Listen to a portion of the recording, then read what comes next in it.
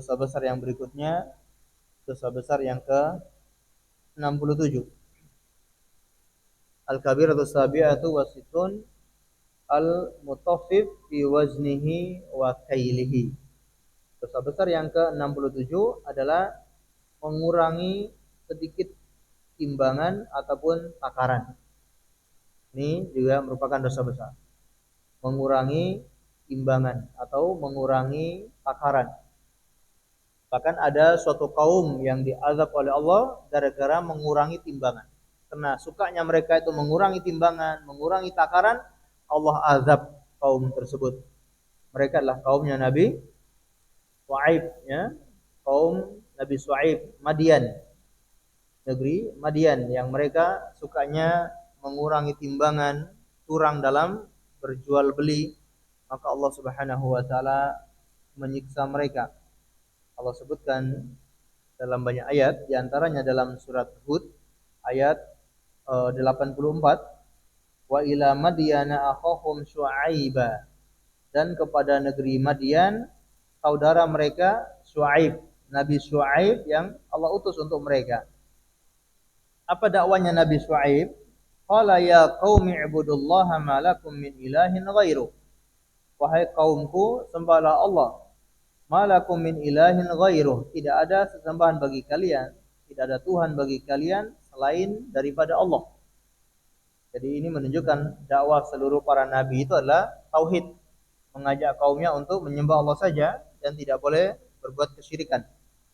Kemudian apa kata Nabi Syu'aib? Wala tangkusul mikyala wal mizan, dan jangan kalian mengurangi takaran dan juga timbangan. Inni arakum bi khairin wa inni akhafu alaikum azab yaumin muhit. Dan sesungguhnya aku melihat kalian itu dalam kondisi yang baik, dalam kondisi berkecukupan. Ngapain kalian tuh harus mengurangi timbangan padahal kalian sudah dikasih kelebihan, dikasih kekayaan. Wa inni akhafu alaikum, dan aku takut menimpa kalian azab yaumin muhit, azab di hari yang sangat mengerikan atau hari di mana azab itu mengelilingi seluruh manusia. Kemudian kata beliau, wa ya qaumi auful mikyala wal mizana bil qisti. Wahai kaumku, tunaikan takaran dan timbangan secara adil. Wala tabkhasun nasa asya'ahum wala ta'thaw fil ardi mufsidin. Ya. Dan jangan kalian mengganggu manusia. Wala ta'thaw fil ardi mufsidin, dan jangan kalian membuat kerusakan di muka bumi. Karena kaumnya Nabi Syu'aib mereka gemar melakukan curang dalam timbangan, maka dakwanya kepada mereka untuk berhenti. Beliau menyuruh mereka berhenti dari praktek-praktek curang tersebut, namun mereka tidak mau. Akhirnya Allah Subhanahu wa taala mengadab kaumnya Nabi Syu'aib. Baik, jadi ini sangat berbahaya mengurangi timbangan atau mengurangi takaran. Walaupun hanya sedikit yang dikurangi. Namanya al-mutaffif, ya, mengurangi. Dan yang dikurangi itu cuma sedikit. Kenapa? Kalau banyak pasti ketahuan. Beras 1 kilo kalau dikurangi ya paling-paling hanya beberapa ons saja, nggak mungkin dikurangi setengah kilo. 1 kilo dikurangi setengah kilo pasti akan ketahuan. Nah, yang dikurangi walaupun cuma sedikit ataupun takaran liter yang dikurangi itu hanya sedikit, tapi ingat ancamannya sangat besar, yaitu nanti akan kita sebutkan, dan itu termasuk dosa besar. Apa ancaman bagi orang yang suka mengurangi takaran dan timbangan ini? Qala Allah Ta'ala, Allah Subhanahu wa taala berfirman, wailul lil mutaffifin. Wailun, ya, celakalah bagi orang-orang yang suka mengurangi timbangan. Orang-orang yang mutaffifin, yang suka mengurang-ngurangi. Wail itu ada dua penafsiran. Yang pertama, celaka. Orang yang melakukan perkara ini pasti dia akan celaka. Mana yang kedua, wailun, dia akan dimasukkan ke dalam neraka wail. Di dalam neraka ada sebuah lembah Dan lembah ini namanya lembah Wail, yang orang-orang itu disiksa di dalam lembah tersebut. Isinya adalah nanah dan darahnya penghuni neraka.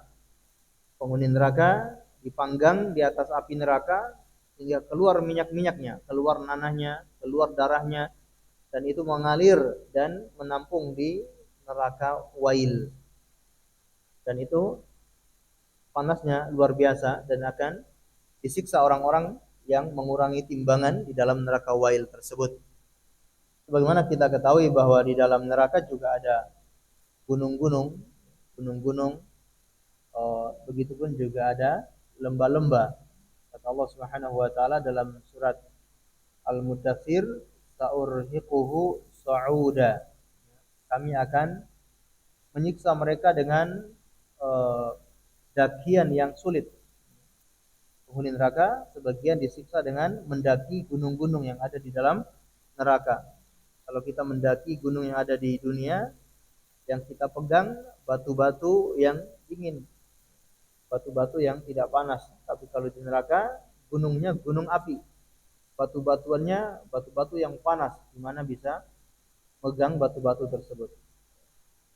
Termasuk ada lembah-lembah yang tadi kita jelaskan, yaitu Wail. Ya. Siapa mereka? Al-mutaffifin, orang-orang yang suka mengurang-urangi itu, alladzina idza ktalu 'alan nasi yastawfun. Orang-orang yang apabila mereka membeli dari orang lain, mereka minta untuk ditakarkan, minta untuk ditimbangkan, artinya mereka beli kepada orang lain, yastawfun, mereka pengen atau mereka minta untuk dipenuhi. Giliran beli, minta timbangannya full. Wa idza kaluhum aw wazanuhum yukhsirun. Namun ketika mereka yang menimbang kepada orang lain, mereka menjual kepada orang lain, mereka menakarnya atau menimbangnya, mereka kurangi. Ala yadhunnu ulaika annahum mab'utsun. Tidakkah mereka mengira bahwasanya mereka itu akan dibangkitkan? Kapan itu? Liyaumin azim, dibangkitkan nanti pada hari yang sangat dahsyat. Tentunya hari kiamat. Yauma yaqumun nasu lirabbil alamin. Hari di mana seluruh manusia berdiri untuk menunggu kedatangan Rabbul Alamin. Hari kiamat. Ini ancaman yang besar bagi orang-orang yang menimbang, yang mengurangi takaran dan juga timbangan. Padahal yang dikurangi itu hanya sedikit saja, tapi ancamannya sangat berat. Resikonya besar, akan dimasukkan ke dalam neraka Wail. Maka seorang muslim harus selalu hati-hati ketika dia menakar timbangan, dia menakar ataupun dia menimbang, maka hendaknya dia selalu waspada, jangan sampai ada hak-hak orang yang dia kurangi, karena itu sangat berbahaya. Kalimat al-kail, kail itu takaran, takaran berupa liter. Adapun wazan atau wazinu itu menimbang, kilo. Ini semua tidak diperbolehkan. Ketika menimbang dengan kilogram, ini tidak boleh juga dikurangi. Atau ketika menakar dengan liter, juga tidak boleh dikurangi. Menimbang beras, atau menimbang apa saja yang menggunakan kilogram. Ataupun literan. Misalkan bensin, ketika ngisi di pom bensin, bukan berarti pom bensin mengurangi, tapi harus hati-hati petugas-petugas pom bensin itu, jangan sampai gara-gara sedikit saja yang dikurangi atau ada memang sengaja mengurangi itu ancamannya berbahaya. Cuma sedikit yang dikurangi tapi neraka Wail menanti. Atau yang dikurangi mungkin ada gas, tulisannya berapa kilo? 3 kilo, tapi ternyata di dalamnya cuma nggak sampai 3 kilo, 2, sekian kilo. Nah, yang sengaja mengurang-urangi seperti itu berbahaya. Hati-hati. Dan kalau dia mengetahui, ketika dia menjual lalu dia tahu itu takarannya atau timbangannya nggak sampai 1 kilo atau nggak sampai 1 liter, dia jelaskan kepada penjualnya, ini tidak sampai 1 liter, harganya sekian, mau beli atau tidak. daripada dia makan harta haram lalu dia terancam dengan neraka wail. Ada sebuah kisah seorang pembuat keju. Seorang pembuat keju, dia selesai membuat kejunya lalu dia jual kepada sebuah toko yang dia kenal dan sudah lama berlangganan dengan toko tersebut. Suatu ketika penjual toko ini, seorang yang memiliki toko ini, dia melihat, dia timbang kejunya kok tidak sampai 1 kilo. Oh, ini pembuat keju ini curang. Padahal sudah bertahun-tahun mereka itu langganan, ya. Begitu dia tanya kepada pembuat keju, kamu telah berbuat curang. Ini buktinya saya timbang nggak sampai 1 kilo. Kata penjual keju, wahai tuan saya, mohon maaf, saya di rumah tidak punya timbangan. Saya menakar 1 kilo ini dengan ketika membeli beras dari toko Anda. Jadi saya membeli beras dari toko Anda, beratnya sekian, itu yang saya jadikan patokan. Berarti yang curang siapa nih? Yang curang itu ya penjual itu, tokonya itu yang curang. Jadi senjata makan tuan. Dia mau mencurangi orang, ternyata dia sendiri yang kena batunya gitu ya. Itu baru di dunia, apalagi nanti di hari kiamat orang-orang yang mengurangi timbangan sangat berbahaya ya. Bahkan di zaman sahabat Nabi SAW, mereka seringkali keliling ke pasar-pasar untuk mengingatkan orang agar jangan curang, jangan mengurangi takaran, jangan mengurangi timbangan. Dan itu perlu harus diingatkan di pasar-pasar agar orang-orang sadar. Dan kalau ini tidak diingatkan, ini tidak dibersihkan, sangat berbahaya. Bisa-bisa akan turun azab kepada kita semua. Di antara sebab turunnya azab Allah adalah karena gara-gara tidak jujur, curang dalam timbangan. Ini perlu kita ingatkan kepada petugas-petugas pasar, Satpol PP dan yang lainnya untuk selalu mengingatkan para pedagang-pedagang di pasar untuk adil, untuk tunaikan timbangannya, jangan dicurangi. Ada yang sengaja di timbangannya itu dikasih pemberat. Zaman dulu timbangan yang model bukan digital, timbangan masih manual. Biasanya ada yang kasih besi di situ untuk pemberatnya. Ini tidak berkah ya. Baik. Kemudian kata beliau, wadzalika dzarbun minas sariqah wal khiyanah wa aklu malal bil batil. Itu semua orang yang mengurangi timbangan, mengurangi takaran, itu adalah sama seperti orang yang mencuri. Karena dia mengambil hak yang bukan milik dia, seperti orang yang mencuri. Wal khiyanah, dia telah berbuat khianat karena dia mengurangi tanpa sepengetahuan pembeli tersebut. Ini orang yang khianat. Dia bilangnya 1 liter, ternyata tidak sampai 1 liter. Dia bilangnya 1 kilo, tapi ternyata tidak sampai 1 kilo. Ini khianat dan bukan sifat seorang muslim, yaitu khianat. Wa aklul malal bil batil, dan makan harta secara batil. Kita dilarang untuk makan harta secara batil. Walaupun sedikit saja yang kita masukkan dalam perut kita, itu semua akan berubah menjadi api neraka nanti di hari kiamat. Oleh karena itu, perlu kita waspada, kita ingatkan kepada saudara-saudara kita, kepada kaum muslimin yang lain untuk jujur dalam jual beli, jujur dalam timbang menimbang, karena kecurangan, penipuan, pengkhianatan itu semua bukan ajaran Islam. Man ghasyana falaysa minna, kata Rasulullah SAW. Barang siapa yang berbuat curang, maka bukan golongan kami. Baik, ini dosa besar yang ke-67. Kita lanjutkan sedikit lagi dosa besar yang ke-68, al-kabiratus tsaminatu wasitun. Al-amnu min makrillahi ta'ala. Merasa aman dari makar Allah Subhanahu wa taala. Ini juga dosa besar. Ketika seorang melakukan dosa, itu dosa tersendiri. Ketika seorang punya perasaan aman dari makar Allah, itu juga dosa sendiri, bahkan dosanya lebih besar daripada dosa yang dia lakukan. Ada seorang berbuat judi atau ada seorang yang minum khamar. Lalu perasaan dia aman sekali. Dia merasa aman, dia merasa tentram, tidak ada takutnya sama sekali dengan azab Allah Subhanahu wa taala.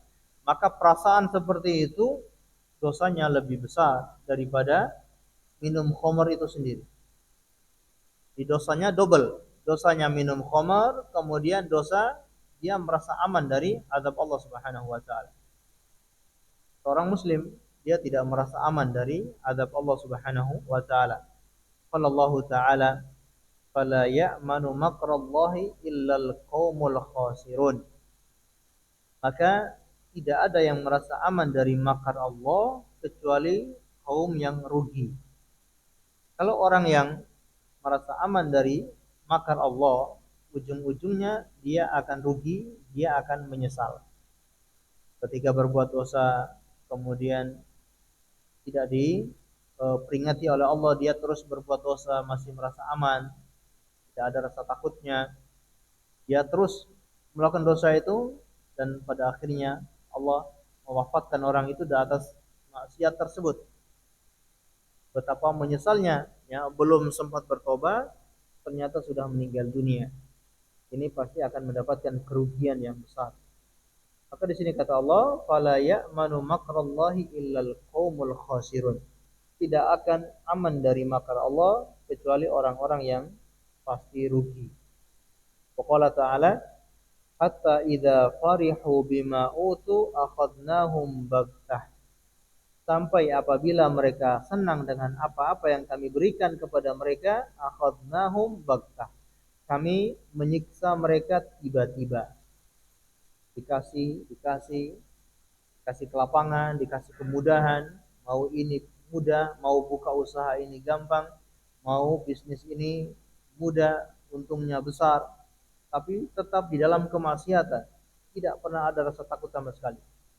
Bahkan mungkin sudah diingatkan berkali-kali, ada para dai, ada tausiah, ada ceramah, ada khutbah Jumat yang mungkin memberikan peringatan, tapi dia juga tidak aman. Dia juga masih merasa aman. Dia tetap merasa aman. Tidak takut sama sekali dengan siksa Allah Subhanahu wa taala. Maka apa yang terjadi? Akhadnahum baghtatan. Akan kami menyiksa mereka secara tiba-tiba. Ini yang sangat kita khawatirkan. Kalau ada orang yang berbuat dosa, kemudian Allah uji dengan penyakit tertentu, akhirnya dia tobat, lalu sampai meninggal dunia, ini masih ada kemungkinan husnul khotimah. Karena dengan ujian itu dia akhirnya menyesal, dia tobat, dia beribadah kepada Allah di sisa-sisa umurnya itu. Berbeda dengan orang yang sehat walafiat, dikasih kelebihan, dikasih kekayaan, sampai pada waktu dia meninggal dunia di atas kemaksiatan. Ini yang sangat berbahaya. Kemudian kata beliau, innal ladzina la yarjuna liqa'ana wa radu bil hayati dunya watma'annu biha walladzina hum an ayatina ghafilun. Sesungguhnya orang-orang yang tidak mengharapkan bertemu dengan kami, wa radu bil hayati dunya, dan mereka ridha dengan kehidupan dunia, mereka lebih senang dengan kehidupan dunia, lebih memilih kehidupan dunia daripada bertemu dengan Allah pada hari kiamat. Watma'annu biha, dan mereka tentram dengan dunia itu, tenang, nyaman dengan kehidupan dunia itu. Saking nyamannya sampai lupa. Saking nyamannya sampai lupa kehidupan akhirat, lupa bertemu dengan Allah. Walladzina hum an ayatina ghafilun. Mereka itulah orang-orang yang lalai dengan ayat-ayat kami. Baik. Yang dimaksud dengan an ayatina, dari ayat-ayat kami mereka lalai, yaitu teguran-teguran kami.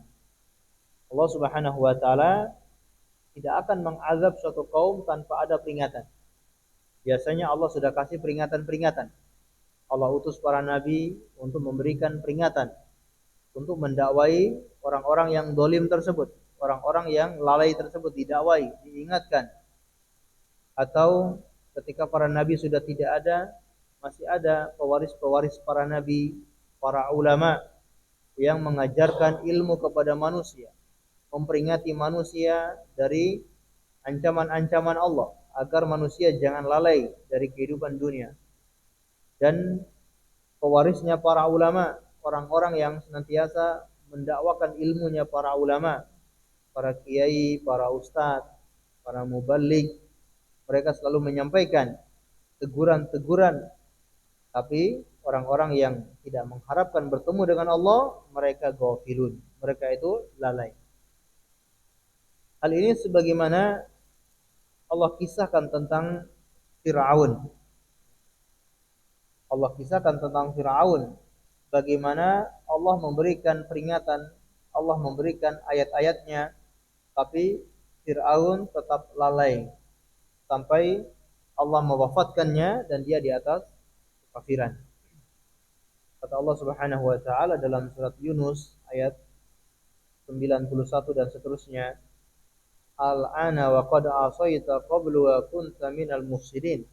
Apakah baru sekarang, wahai Fir'aun, kamu bertobat? Padahal sebelumnya kamu termasuk orang-orang yang membuat kerusakan. Fal yauma nunajjika bi badanika litakuna liman khalfaka ayah. Mulai hari ini kami akan selamatkan badanmu, kami akan awetkan jasadmu, litakuna min khalfaka ayah, supaya kamu itu menjadi tanda peringatan bagi orang-orang yang hidup di belakangmu, orang-orang yang datang kemudian. Wa inna katsiran minan nasi an ayatina laghafilun. Dan sesungguhnya kebanyakan dari manusia an ayatina, dari ayat-ayat kami, laghafilun, mereka betul-betul lalai. Ayat-ayat di sini maksudnya teguran-teguran. Kebanyakan manusia dari teguran-teguran Allah, mereka itu lalai. Baru sadar kapan? Ketika sudah meninggal dunia. Ketika ajal sudah datang, ketika sudah melihat malaikat maut, baru sadar ketika itu. Tapi sudah tidak ada lagi kesempatan. Maka ini termasuk dosa besar. Orang-orang yang merasa aman dari makar Allah Subhanahu wa taala. Seorang muslim itu selalu takut dan cemas. Setiap saat dia selalu takut, selalu cemas. Di samping itu dia selalu punya harapan kepada Allah Subhanahu wa taala. Ya, dia punya harapan, dia juga selalu cemas, khawatir kalau Allah tidak mengampuninya, khawatir kalau Allah tidak menerima amalan-amalannya. Sekaligus dia berharap, dia punya harapan yang besar kalau Allah pasti memasukkan dia ke dalam surga. Punya harapan kalau Allah akan mewafatkan dia di atas keimanan, Allah akan wafatkan dia dalam kondisi husnul khotimah. Ini harapan, dan itu harus seimbang. Kita punya harapan dan juga punya khawatir. Jangan sampai cuma besar di harapan saja sehingga meremehkan azab Allah, tidak pernah takut dengan makar Allah Subhanahu wa taala. Maka ini nanti masuknya pemahaman Murji'ah, orang-orang yang merasa aman dari makar Allah Subhanahu wa taala. Orang-orang yang hanya Murji'ah berharap saja Allah kan Maha Pengampun, Allah kan Maha Penerima tobat, Allah kan lebih besar ampunannya, dan ampunan Allah kalau diukur dengan dosa-dosa saya, maka dosa-dosa saya tidak ada apa-apanya dengan luasnya ampunan Allah. Jadi betapapun dosa yang saya lakukan itu semua sudah tenggelam dengan ampunan Allah. Paham sampai sini? Betapapun dosa yang saya lakukan, semuanya langsung tenggelam, langsung ditutupi dengan ampunan dan luasnya rahmat Allah. Ini bahaya sekali punya keyakinan seperti itu. Ya. Akhirnya apa? Dia tidak takut dengan azab Allah. Berbuat dosa, merasa Allah itu Maha Pengampun, Allah Maha Rahmat, Maha Penyayang. dan tanpa dia sadari Allah cabut nyawanya, itu sangat berbahaya. Seorang muslim selalu mengimbangi antara punya harapan yang besar dan punya rasa takut. Sebagaimana Allah punya surga, Allah juga punya neraka. Sebagaimana Allah punya kasih sayang, Allah juga punya siksaan. Sebagaimana Allah punya eh, rasa cinta, Allah juga punya rasa benci. Maka harus seimbang, jangan sampai kita salah satunya yang lebih berat, maka tentunya itu berbahaya. Apalagi sampai merasa aman dari makar Allah Subhanahu wa taala. Ya, kebanyakan kita misalkan ketika Allah kasih peringatan, terjadi bencana alam, gempa bumi, terjadi banjir, tanah longsor, ataupun bencana alam apa saja, gunung meletus dan yang lainnya, rata-rata kita itu selalu anggapannya ini cuma murni bencana alam. Ketika ada bencana kita atau kebanyakan manusia meyakini ini murni bencana alam. Sedikit pun atau jarang di antara manusia yang mengaitkan dengan adanya dosa-dosa, adanya maksiat yang dilakukan oleh manusia, sehingga mereka aman. Walaupun sudah ada teguran seperti itu, maksiat tidak berhenti. Ini yang berbahaya. Allahu a'lam bishawab. Kita dengarkan azan terlebih dahulu, kemudian kita lanjutkan sedikit insyaallah.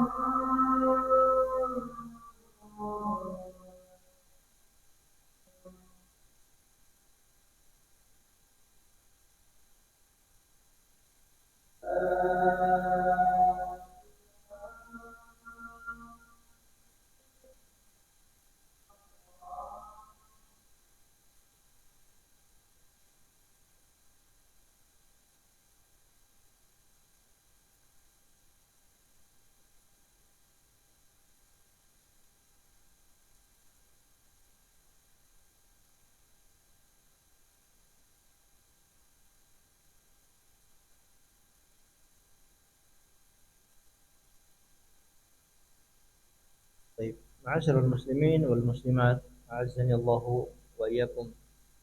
Ini diantara dosa besar, yaitu merasa aman dari makar Allah Subhanahu wa taala.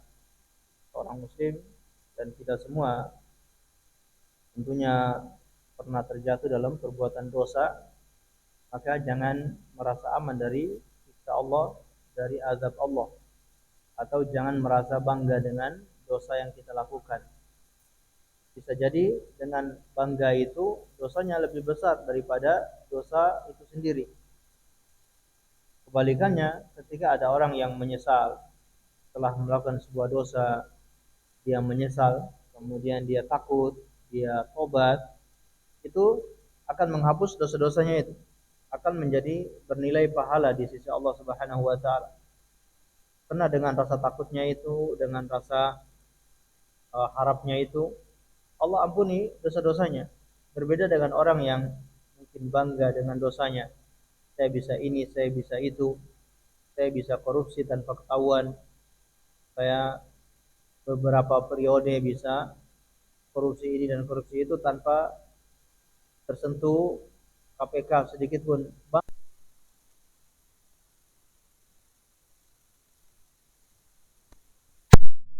Itu dengan bangganya, ini dosanya lebih besar. Maka kita dituntut untuk selalu takut, walaupun kita terjatuh dalam perbuatan maksiat, maka takut dengan azab Allah. Semakin besar rasa takut itu, Allah ampuni dosa-dosa tersebut. Kemudian seorang muslim juga dia selalu khawatir dengan dosa-dosa yang dia lakukan. Sebagaimana kata sahabat Ibnu Mas'ud radhiyallahu anhu, innal mu'min yara dunubahu ka'annahu fi asli jabalin yakhafu an yaqa alaihi. Sesungguhnya seorang mukmin melihat dosa-dosanya itu seakan-akan dia berada di kaki gunung. Dia khawatir gunung itu akan jatuh menimpanya. Jadi dia akan lari sejauh-jauhnya karena dia sudah khawatir gunung itu akan jatuh menimpanya. Wa innal fajira yara dhunubahu kadubabin waqa'a ala anfihi qala bihi hakadha fatara. Adapun orang fajir, orang yang gemar melakukan maksiat, dia melihat dosa-dosanya itu seperti seekor lalat yang hinggap di hidungnya, kemudian dia hanya menghalaunya begitu saja dengan santainya, tidak ada rasa takut sama sekali. Karena azab Allah Subhanahu wa taala itu datang tiba-tiba tanpa kita sadari, maka harus selalu kita menghadirkan perasaan takut dan juga perasaan harap akan rahmat Allah Subhanahu wa taala. Allahu a'lam bishawab. Barangkali cukup sekian yang dapat kami sampaikan pada kesempatan yang baik ini, semoga bermanfaat untuk kita semuanya. Sebelum kita akhiri, barangkali mungkin ada yang ditanyakan. Baik, tidak ada, kita akhiri dengan membaca doa kafaratul majlis. Subhanallahumma wa bihamdika asyhadu an la ilaha illa anta astaghfiruka wa atubu ilaik. Wassallallahu ala nabiyyina Muhammad wa ala alihi wasallam. Terima kasih atas perhatiannya. Mohon maaf atas segala kekurangannya. Assalamualaikum warahmatullahi wabarakatuh.